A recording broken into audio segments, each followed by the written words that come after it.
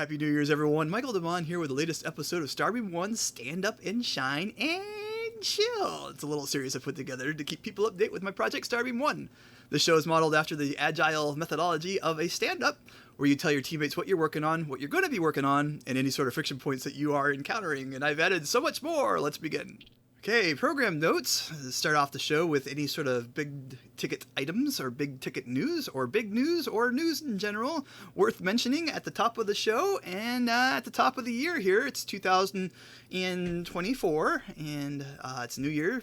Happy New Year to everyone out there, as I said earlier, and as I will say here as well. And just can't, accept that it's already 2024, and it's great though. It's a brand new year, and there's a lot of excitement for me personally, and that has to do with the Microsoft for Startups Level 4 that we just acquired, and this is the final level that is offered with the Microsoft for Startups program, and this will give us another year of free Azure credits, which is by far and away our biggest cost right now. So that's really big news, really good news, and so I'm really happy about that. And so that occurred on the 27th of last month, on December 27th. So we have until December 26th, which is the day before the 27th, of free credits. And so now it's kind of make it or break it sort of activity here in the next year for our project here, and to become profitable by then. And so that's something that you'll be hearing me talk about as we go on. And then finally here for program notes, mid-month. Been talking about the mid-month show a little bit, and or just been thinking about it. And as you know, we have two stand-ups here every month, and we have one here the first Tuesday of every month, and then we have one that's kind of a follow-up on the mid-month.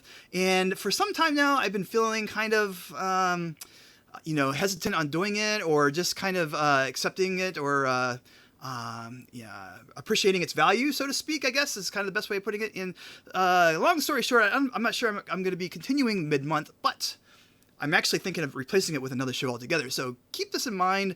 In 2 weeks, we might not have one of these stand-ups, and it might be a new show altogether. So stay tuned. Okay, so what did I do this past 2 weeks? I've actually got a lot done. And what I've been working on last time I spoke with you was about preparing the solution and getting it better managed for Azure deployments. And so it's not just Azure deployments, but also just development in general. As I mentioned, we've got over 150 projects in the solution right now, and it's really difficult to work with. And it does pose some problems working with so much code. And so I've been trying to just reduce the amount of weight that it feels that has been applied to it. And I'm doing it with what I'm calling solution preparation, but it's preparing it for better Azure deployments, because in addition to all the code, it's all the Azure deployments that we have to do right now to get it out deployed to production. So we've got 7 applications, and I have determined that I can reduce it to 3 applications. And that's going to greatly reduce the amount of time it takes to deploy Azure. And so that's what I'm working on now. And the good news is I'm almost done. I got 6 out of 7 done, and I've got 1 more left, and I should get that done hopefully by Thursday. I'm going to start that tomorrow. And so, yeah, I've been really cranking on that. The one I got done today was events. So we used to do events through SignalR, and it's kind of a cool idea. It's something I thought of because, Blazor server side is using SignalR, and so I was thinking, well, why not, if we're going to create events, why not use another SignalR server? So I learned all about that, and there were some challenges with that, but there's a better way of doing that, and that's what I've implemented. And now we're using Azure Event Hubs, and so I got that implemented. It was really easy. It was much easier than I thought it was going to be, and it works really well. Everything just works. It's so awesome. I got rid of the SignalR server, and now it's just Azure Event Hubs, and it works just really well. I'm really impressed with that. So I'm really happy with things right now, how it's progressing, and I got this one last application to refactor, and then I'll be done with this story. Okay, so that's a good segue to talk about what I'm going to be doing for the next 2 weeks here. And solution prep, last remaining, is actually the trickiest too. That's why I left it for last, is that there's a content server. Right now we've got a content server that hosts all of our content. So whenever someone or an artist publishes content, it goes to the content server, and all the content is hosted there. And it's not just images, it's any sort of videos or text files or any content files as a content server. And so I'm wanting to get that reduced and folded into the API, and I have an idea around that. And so I'm going to be looking at doing that. It won't be technically the API; it'll just be the API server. And I'm thinking about rerouting calls to that application. So just keep in mind, the idea here is what I've learned over these past 4 years is that with Azure, each time you deploy something to a whole new application, it has to warm up. And there are warm up, there is warm up functionality in there that helps out with that. But it still takes time. It still takes time to deploy and to warm up. And so, every time that you hit a different server, it has to do that. And so that's kind of what I'm wanting to reduce, is that amount of time that it takes to both deploy and then to start up when it has to. And so that's kind of the goal here. And overall, just make it simpler. And so that's what I've identified. And there's 3 applications we're wanting to have, and we're down to the last one here with a content server. Okay, so with that explained and out of the way, the one thing I've been kind of circling in addition to this is Azure templates. And so Azure templates make it so that you can stand up or basically define an Azure environment, or just an environment in general in Azure, complete with all the components that are used, and deploy it and then break it down. And that's kind of what we're wanting to do with testing environments and staging environments and things of that nature. Right now we've got 3 environments and they're all manual. And so, case in point, when I implemented Azure Event Hubs for this latest story, I have it now in the development environment. Well, now, upon deploying, I'm going to have to put it in the testing environment, the staging environment, and then production. And each time that I add a new component, I have to do it in 4 different environments right now. So what I'm wanting to do is to put this in Azure templates. This is what you're supposed to do, by the way.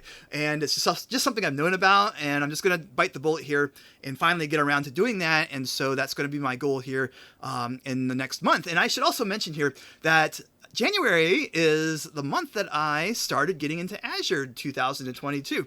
And so that was, it's kind of, I'm kind of thinking about that time, when I announced the preview, and that was 2/2/22, and so this is about the time that I started getting into Azure 2 years ago, which is just incredible to believe. And so this is sort of getting back to that, right? It's that time of year, and it's like, okay, this sounds like a good time to revisit Azure components and get things where I want it. So that's what I'm going to be doing with Azure templates. And the good news about this is this actually saves a lot of money. And right now, the way that we have the testing environment, it's up all the time, so it's online all the time, and that costs money for every hour that it's deployed. And what this will do here is this will allow us to easily deploy an entire environment to testing and then test it and then break it down when we're done with it. And so I have concerns of how long that's going to take, sort of thing, but it will save us money long term. So, if it takes like 20 minutes to deploy an environment, okay, that's all right. If it takes longer than that, like an hour or something, that's going to be, that might be another consideration to think about, because I've been doing Azure deployments and they do take a while. So I'm wondering if I have an entire environment and I want to get that deployed, how long it's going to take. So, but we'll find out here, and that will be on my plate here in the next 2 weeks, hopefully. Friction points, Hide the Pain Herald here, are helping me out with my favorite part of the episode, and everything's the same, really. I will say I did say that we were done with Twitter, but there is one issue with Twitter that's still there, and I'm actually nagging them every day. It's just a shout out into the void sort of thing, and so I forgot about that. And the link to this has been in the description of the YouTube for the past several episodes, and so that's still there. I'm nagging them every day. It's like day 152 right now, and so it's just something that I'm just in the morning. The very first thing I do is attend to all of my nags, and that's the first one that's on my list there. So Twitter is back on. It's probably going to be on for quite some time, because I don't think anyone actually works there. It's quite remarkable. I'm paying them so much money, to punch myself in the face, so to speak. I'm not the only person that's encountering this issue either. It's a known issue that was confirmed by Chrome developers. I first reported this to Chrome, and they confirmed it, and so that is something that they confirmed. And I have a thread pointing them to that, and so I just have zero confidence that anyone there at Twitter is paying attention. All right, so moving on from there into people that actually do pay attention, and that's Microsoft. Microsoft does an excellent job paying attention to people who use their software and their technology, and unfortunately, it's still at the same spot where these issues that they know about, and they have been knowing about, but they have not been able to attend to them, and it's sort of the same thing here. There's a lot of other pressing fires that they're attending to first, and maybe they'll get to these issues next, but keeping track of them in the meantime.